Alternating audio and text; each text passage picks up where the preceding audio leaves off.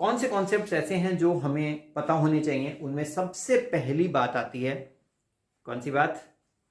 Irrational numbers होते क्या हैं। और इर्रेशनल नंबर्स को समझने के लिए सबसे पहले आपको समझना होगा कि रैशनल नंबर्स क्या होते हैं। और रैशनल नंबर्स वो नंबर्स होते हैं जो कि हम P अपॉन Q के फॉर्म में एक्सप्रेस कर सकते हैं। अब जब भी P अपॉन Q के फॉर्म में एक्सप्रेस कर सकते हैं तो हमें इनकम्प्लीट डेफिनेशन है ये। आपको पता होना चाहिए कि P और Q किस तरह से लिखे जाते हैं। P और Q कैसे लिखे जाते हैं? यहां पे ये दोनों P और Q क्या हैं? ये दोनों हैं इंटीजर्स। ये इंटीजर्स हैं, यानी इसमें स्क्वायर रूट नहीं आ सकता। ये पॉजिटिव होंगे या नेगेटिव होंगे। और Q जो है वो कभी भी जीरो नहीं होगा, यानी मैंने यहां पे कैपिटल Q लिखा, आप इसको स्मॉल q बुक्स में देखेंगे तो आपको स्मॉल q मिलेगा। तो स्मॉल q जो है वो जीरो नहीं हो सकता। लेकिन एक और बहुत इंपॉर्टेंट वर्ड है जो आपको पता होना चाहिए, वो है को प्राइम। अब ये वर्ड जो है बच्चे मिस आउट कर जाते हैं, और इसी वर्ड को मिस आउट करने की वजह से हमारी जो थ्योरम है वो अधूरी रह जाती है। तो को प्राइम का मतलब क्या होता है? यानी कि P और Q के बीच में कोई भी कॉमन फैक्टर नहीं है। और जब कोई कॉमन फैक्टर नहीं होता तो P और Q का जो HCF है वो क्या होता है? 1 होता है। ये बहुत इंपॉर्टेंट स्टेटमेंट है जो आपको पता होनी चाहिए इस थ्योरम को प्रूव करने के लिए, क्योंकि अगर आप कॉन्सेप्ट को समझेंगे तो आप देखेंगे कि सिर्फ ये वर्ड को प्राइम, ये वर्ड है जो आपको सबसे ज्यादा मीनिंग देगा, इस थ्योरम को सबसे ज्यादा मीनिंग देने वाला है। एक और बात, इसी में अगर मैं आपको ये बोलूं कि जैसे एक नंबर है 2, ठीक है, वो डिवाइड करता है m स्क्वायर को। 2 डिवाइड कर रहा है किसी एक नंबर के स्क्वायर को, तो इसका मतलब हुआ कि जो 2 है वो किसको डिवाइड करेगा? अगर हम यहां से स्क्वायर हटा दें तो उसको भी डिवाइड करेगा। ये एक बहुत इंपॉर्टेंट पॉइंट जो आपको इस थ्योरम के लिए पता होना चाहिए। मैं हमेशा टीचर्स जब भी मैं टीचर ट्रेनिंग प्रोग्राम्स में जाता हूं तो मैं टीचर्स को कहता हूं, हमेशा उन चीज़ों पे पहले फोकस करो जो थ्योरम्स के अंदर यूज होने वाली हैं, क्योंकि बहुत सारे बच्चों को वो चीज़ नहीं पता होती। तो जब आप थ्योरम कराते हो आप कह देते हो कि हाँ ये चीज़ होती है, लेकिन क्यों होती है वो बच्चों को पता नहीं लगता, इसलिए वहां पर आपसे उनका हाथ छूट जाता है और वो पीछे रह जाते हैं। ये एक बहुत इंपॉर्टेंट पॉइंट। और जब भी 2 डिवाइड्स m, यानी 2 जो है वो m को पूरा डिवाइड कर रहा है, तो हम m को क्या लिख सकते हैं? 2 इंटू समथिंग, 2 इंटू समथिंग। और क्योंकि 2 जो है वो डिवाइड करता है ना m को, तो अगर m/2 करेंगे तो कुछ एक नंबर, होल नंबर आना चाहिए k, तो हमने उस नंबर को k मान लिया, यानी क्वोशंट जो है वो k आता है। अगर आपको ये 3 पॉइंट्स, यानी P, एक रैशनल नंबर को P अपॉन Q में एक्सप्रेस किया जाता है जहां पे P और Q को प्राइम इंटीजर्स हैं। एक को प्राइम का मीनिंग क्या होता है? जब कोई नंबर m स्क्वायर को डिवाइड करे तो वो m को भी डिवाइड करेगा, और m को अगर 2 डिवाइड कर देता है तो m को कैसे एक्सप्रेस किया जाता है 2 के फॉर्म में। ये सारी चीजें आपको पता होनी चाहिए इस थ्योरम को करने के लिए। अब चलते हैं इस थ्योरम के प्रूफ पर। इस थ्योरम में हमें प्रूव करना है कि स्क्वायर रूट ऑफ 2 जो है वो इररेशनल है। इररेशनल मतलब P अपॉन Q के फॉर्म में एक्सप्रेस नहीं किया जा सकता। तो हम क्या करेंगे? इसको कॉन्ट्रडिक्शन मेथड से प्रूव करेंगे और कहेंगे कि let square root 2 be rational. तो अब हमने तो उल्टा मान लिया। देखिए, अगर आप मैथमेटिक्स के अंदर कोई भी चीज को, सीधी चीज को उल्टा मानते हैं तो आपके पास कोई ऐसी चीज आ जाएगी जो कभी पॉसिबल ही नहीं होती है, ठीक है? उसको हम बोलते हैं मेथड ऑफ कॉन्ट्रडिक्शन। और मेथड ऑफ कॉन्ट्रडिक्शन एक बहुत इंपॉर्टेंट मेथड है कई ऐसी चीजों को प्रूव करने के लिए जिसके डायरेक्ट प्रूफ नहीं होते। Okay, so let root 2 be rational. अब इसको हमने रैशनल मान लिया, तो आपको मालूम है कि जब भी कोई चीज रैशनल होती है तो उसको कैसे एक्सप्रेस किया जाता है। तो हम क्या करेंगे? लिखेंगे therefore square root of 2 can be expressed as P upon Q। और कंडीशन लिखनी बहुत बहुत इंपॉर्टेंट है, क्योंकि यही कंडीशन है जो कॉन्ट्रडिक्ट होने वाली है, where P and Q are coprime, word याद रखना, ये बहुत इंपॉर्टेंट वर्ड है, coprime integers and q is not equal to 0। ये कंडीशन एग्जैक्ट तरीके से लिखना बहुत जरूरी है थ्योरम के अंदर। तो फ्रेंड्स 10th क्लास के बच्चों, जो भी आपको बता रहा हूं उस चीज को एक नोट बनाते रहिए, और आई एम श्योर इस थ्योरम को आप अपने बोर्ड एग्जाम में जरूर ढूंढेंगे। उसका रीजन ये, क्योंकि ये और कुल मिला के कितनी 3 या 4 थ्योरम्स पूरे सिलेबस में हमारे, और उसमें से एक थ्योरम आनी है, तो बहुत ब्राइट चांसेस हैं कि आपको स्क्वायर रूट वाली थ्योरम ही आ जाए। तो अगर √2 p अपॉन क्यू है तो आप क्रॉस मल्टीप्लाई करेंगे इसको, तो p is equal to √2 q हो गया। और अगर मैं ये रूट नहीं चाहता यहां पे, तो मैं क्या करूंगा, मैं इस रूट को हटाने के लिए स्क्वायरिंग कर दूंगा। तो p स्क्वायर की वैल्यू क्या आएगी मेरे पास, 2q स्क्वायर। अब यहां पर जब ये 2q स्क्वायर आ चुका है, तो आपके पास एक दूसरी स्टेटमेंट जो मैंने बताई थी कि आपको याद होनी चाहिए, वो आ गई। वो क्या है कि p स्क्वायर जो है वो 2 इंटू समथिंग है, राइट। तो इसको मैं इक्वेशन नंबर 1 डाल देता हूं, ये बाद में काम आएगी हमें।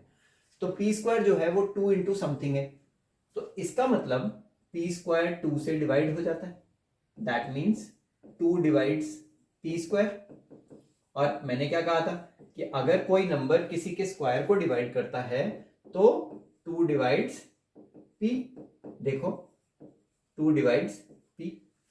अब ये 2 डिवाइड्स p को हम कर लेते हैं बॉक्स में, ताकि इसका हम बाद में यूज करने वाले हैं।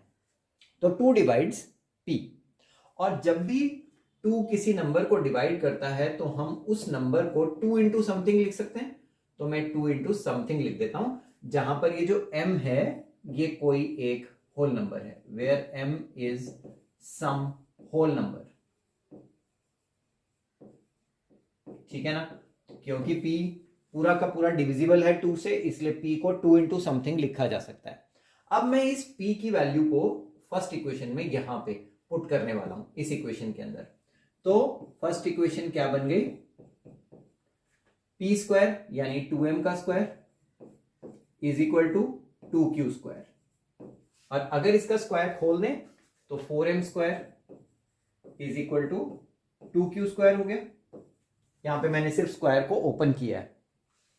अगले स्टेप में आपका एक कॉमन फैक्टर यहां से कट जाता है और हमारे पास आता है q square equal to 2m square. अब देखो, जैसे आपने यहां पे p square equal to 2q square को इंटरप्रेट किया था, उसी तरह से आप q square equal to 2m square को इंटरप्रेट कर सकते हो।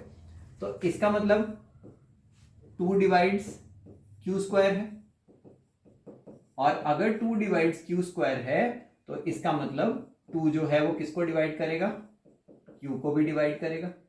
अब मैं इसको डाल देता हूं एक और बॉक्स के अंदर, क्योंकि मेरे जो दोनों बॉक्सेस हैं वो ही आगे काम आने वाले हैं मुझे। फ्रेंड्स, प्रूफ बिल्कुल डिफरेंट तरीके से बता रहा हूं आपको, ताकि आपको एक एक स्टेप अच्छे से याद हो जाए। तो 2 डिवाइड्स p, 2 डिवाइड्स q। अब यहां पर देखने वाली बात है कि जो 2 है वो p को भी डिवाइड करता है, 2 जो है वो q को भी डिवाइड करता है। Therefore 2 divides both p and q।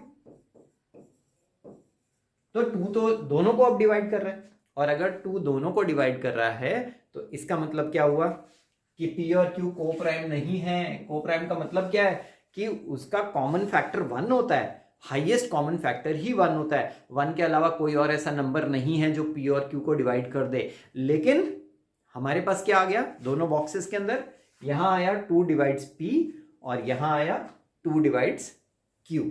तो इसका मतलब 2 divides both p and q, so p and q are not coprime. तो हमारी जो कंडीशन थी वो कॉन्ट्राडिक्ट हो गई, वो ऐसे स्टेज पे पहुंच गई जब हम कहें कि हमारी कंडीशन को ये सेटिस्फाई नहीं करता, और नहीं करता इसका मतलब अगर एजम्पशन इज रॉन्ग, यानी हम जो मान के चले थे वही गलत है, अगर एजम्पशन इज रॉन्ग। और अगर हमारी एजम्पशन रॉन्ग है, इसका मतलब हमने एज्यूम क्या किया था, लेट √2 बी रैशनल, और अगर ये गलत है देयरफॉर √2 इज इरैशनल, यानी हमारी एजम्पशन अब उल्टा हो गई है कि √2 इरैशनल है। फ्रेंड्स आप एक स्क्रीनशॉट ले लें इसका, क्योंकि बहुत ही इंपॉर्टेंट थ्योरम है और मुझे मालूम है कि स्टूडेंट्स जो है एनसीईआरटी वगैरह किताब से जब देखते हैं तो थोड़ा सा कंफ्यूज हो जाते हैं, लेकिन ये स्टेप वाइज प्रोसीजर है जो आपको हेल्प करेगा इस पूरी थ्योरम को अच्छे से याद करने में। चलिए, अब थ्योरम का तो पार्ट हो गया हमारा, अब हमें दूसरे पार्ट पे आना है कि इस थ्योरम का यूज कहाँ है, क्वेश्चंस कैसे होते हैं इस थ्योरम के ऊपर।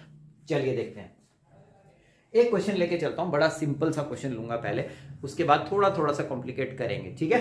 तो सपोज क्वेश्चन है प्रूव दैट,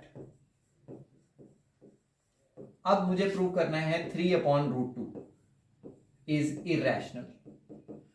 अब देखिए जो कॉन्ट्रडिक्शन मेथड है वो यहां पे भी काम आने वाला है, लेकिन इस बार हम लोग यूज करेंगे इस थ्योरम का क्या, √2 इज इरेशनल का, वो हम यूज करने वाले हैं। कैसे यूज होगा आप देखिए, सपोजिशन सेम रहेगा, सॉल्यूशन के अंदर आप सेम वैसे ही करेंगे, लेट 3/√2 बी रैशनल, आप रैशनल मान के चलेंगे, ठीक है। और रैशनल मानने के बाद क्या होगा, 3/√2 को P/Q के फॉर्म में लिख लेंगे और कंडीशन सेम लिखेंगे, वेयर, ये सेम रहेगा, where P and Q are coprime integers. ये तो आप याद कर लीजिए बिल्कुल, इसको तो आपने कंडीशन को एज इट इज लिखना है, and Q is not equal to 0। ये तो बिल्कुल गलत होना ही नहीं चाहिए, आपकी कंडीशन के नंबर है। अब अगर हम चाहते हैं कि हमारा स्क्वायर रूट जो 2 है, ये जो पार्ट है, इतना पार्ट है इसका क्वेश्चन का, सिर्फ ये वाला पार्ट हमारा एक तरफ रहना चाहिए, मतलब लेफ्ट हैंड साइड में हमें सिर्फ स्क्वायर रूट ऑफ 2 चाहिए। तो कैसे होगा ये भी देख लो, क्रॉस मल्टीप्लाई करते हैं, square root of 2 times p is equal to 3q हो गया, यानी कि स्क्वायर रूट ऑफ 2 को अगर मैं लेफ्ट साइड में बचा लूं तो 3q/p हो जाता है। अब इस स्टेटमेंट के अंदर आप देखो कि लेफ्ट हैंड साइड में एक स्क्वायर रूट ऑफ 2 आ रहा है, और वो तो एक थ्योरम होती है, वो हम प्रूव कर चुके हैं कि स्क्वायर रूट ऑफ 2 क्या है, स्क्वायर रूट ऑफ 2 इरैशनल होता है ना। तो लेफ्ट हैंड साइड जो है इसकी LHS वो है स्क्वायर रूट ऑफ 2, और वो क्या है, इरैशनल, क्योंकि वो तो थ्योरम है। लेकिन जो इसकी राइट हैंड साइड है वो 3q/p है, और p और q तो इंटीजर्स है ना, और अगर इंटीजर्स हैं तो इंटीजर्स तो कभी भी रूट में नहीं होते, करेक्ट। तो यानी 3q/p क्या है, रैशनल है। तो आप देखो कि ये जो स्टेटमेंट है आपकी √2 इज इक्वल टू 3q/p, ये तो पॉसिबल ही नहीं है कभी, क्योंकि एक इरेशनल नंबर और एक रैशनल नंबर कभी भी इक्वल नहीं हो सकते। तो इसके आगे मैथ्स तो हमारी खत्म हो गई है, अब मैथ्स की जगह पे यूज किस चीज का आएगा, इंग्लिश का।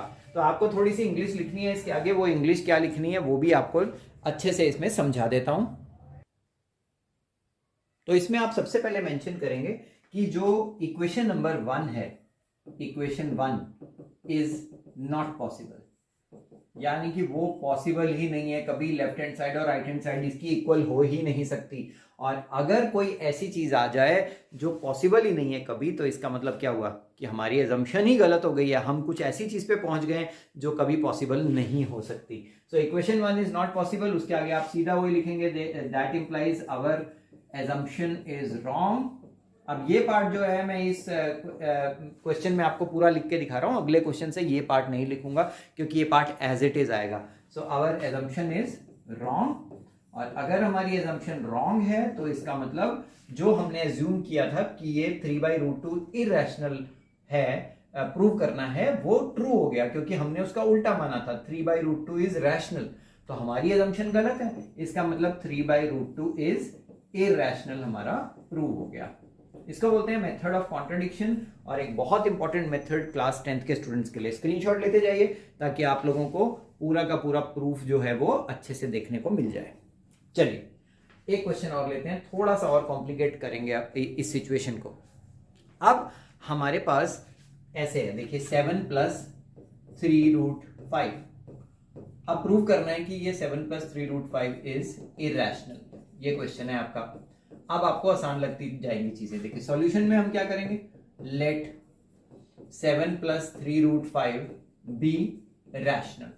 अब मैं कंडीशन नहीं लिखने वाला हूं, थोड़ा शॉर्टकट मारूंगा क्योंकि आपको 2 बार मैंने वो सारी कंडीशंस लिख के दिखा दी हैं अच्छे से, तो आई थिंक आप लोग बड़े अच्छे से उसको अब स्टेट कर पाएंगे। तो अगर ये रैशनल है तो इसका मतलब 7 प्लस 3√5 P अपॉन Q के इक्वल हो गया। अब कंडीशन आपने सेम एज इट इज यहाँ पे मेंशन कर देनी है।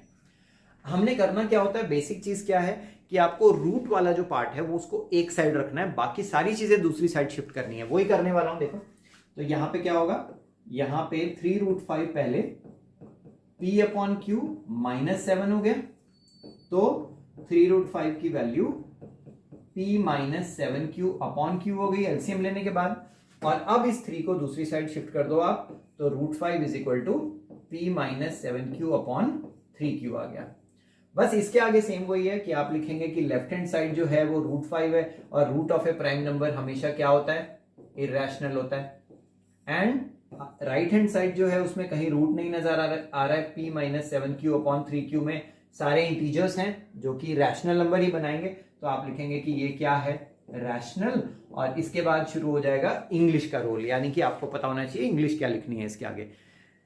समझ आ गया होगा आपको, बड़ा आसान है। Application of the theorem is really easy. आखिरी क्वेश्चन लेता हूं आपको, फिर कंक्लूड करेंगे वीडियो को। मान लेते हैं आपके पास अब ऐसे है 2/3 माइनस 4√3। अब प्रूव करना है कि ये इरैशनल है। जब भी आपका जो स्क्वायर रूट है वो रूट में आ जाए, जैसे यहाँ पे सॉरी रूट में नहीं आ जाए, अपॉन में आ जाए, यानी कि डिनोमिनेटर में आ जाए, तो आप क्या करेंगे, जब भी आप एज्यूम करेंगे P अपॉन Q के equal, let 2/3 minus 4√3 be rational. अब सबसे पहले तो आप रैशनल मानते हैं। अब रैशनल मानने के लिए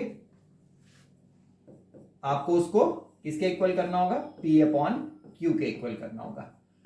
अब इसमें और कंडीशन तो लिखनी ही है, वो तो आपको पता ही है। जब भी स्क्वायर रूट आपका डिनोमिनेटर में हो, जैसे यहां पर है, तो आप सबसे पहले क्या करो, दोनों साइड रेसिप्रोकल कर दो, ठीक है। तो आपका काम थोड़ा आसान हो जाता है। बच्चे यहां थोड़ा कंफ्यूज हो जाते हैं। 3 माइनस 4√3 अपॉन 2 उल्टा कर दिया, यहां पे भी उल्टा कर दिया, ठीक है। तो अब आपने क्या करना है, सबसे पहले ये जो 2 है इसको दूसरी साइड शिफ्ट कर देना है। तो 3 माइनस 4√3 की वैल्यू क्या आ गई, 2Q अपॉन P। अब इस 3 को उधर शिफ्ट कर दो, तो ये बनेगा -4√3 is equal to 2Q upon P -3। अब आप इसको बस मैनिपुलेशन है आपकी कि किस तरह से आप मैनिपुलेट करते हो। तो -4√3 equals 2Q - 3P upon P। ये देखो, अब -4 भी नहीं चाहिए, तो -4 को भी दूसरी साइड शिफ्ट कर लो, इसको इधर ले आओ। तो √3 आपने एक साइड बचाना है। जब भी ऐसा क्वेश्चन आएगा तो आपको स्क्वायर रूट वाला टर्म एक साइड बचाना है, ताकि उस टर्म को हम इरैशनल कह पाए। अब आप लिखेंगे फिर से वही कि ये जो है वो इरैशनल है लेफ्ट हैंड साइड, और यहाँ पे कहीं रूट नहीं है इसलिए ये रैशनल है, और इसीलिए इरैशनल और रैशनल कभी इक्वल नहीं हो सकते, तो इसीलिए ये इक्वेशन कभी भी पॉसिबल नहीं होगी। और अगर ये इक्वेशन पॉसिबल नहीं है तो इसका मतलब हमने जो एज्यूम किया था वो गलत है, यानी कि वो रैशनल नहीं है, यानी वो इरैशनल है। एक पूरा टॉपिक है ये जो हमने अभी इस वीडियो में कवर किया है। आई एम श्योर कि क्लास 10th के बच्चों को और बहुत सारे कॉम्पिटिटिव एग्जाम्स के बच्चों को बहुत हेल्प मिलेगी इस पर्टिकुलर कॉन्सेप्ट से। और आप लोगों को रिक्वेस्ट है कि आप जब भी इस तरह की कोई वीडियो देखते हैं तो एक शेयरिंग का बहुत इंपॉर्टेंट होता है कि हम लोग जो हैं इनके लिंक्स जो हैं वो अपने फ्रेंड्स को शेयर करते रहें, ताकि हर एक बच्चे को अच्छी क्वालिटी की एजुकेशन जो है वो एक्सेसिबल हो पाए और हर एक बच्चा अच्छे नंबर ले आ पाए। सब्सक्राइब जरूर करें चैनल को, और बहुत ज़रूरी है कि आप लोग बेल शेप आइकन को क्लिक करें, क्योंकि अगर आप नहीं क्लिक करेंगे तो आपको नोटिफिकेशंस नहीं मिलेंगे, आपको पता नहीं लगेगा कि कौन सी और अच्छी चीज़ें चैनल पर आ रही हैं। तो ज़रूर करें बेल आइकन को प्रेस, और इस तरह की वीडियो को देखने के लिए, पूरा देखने के लिए और शेयर करने के लिए आप सबका थैंक यू। इस तरह की वीडियोज़ और भी आती रहेंगी, just look for it. Thanks for watching this, all the best.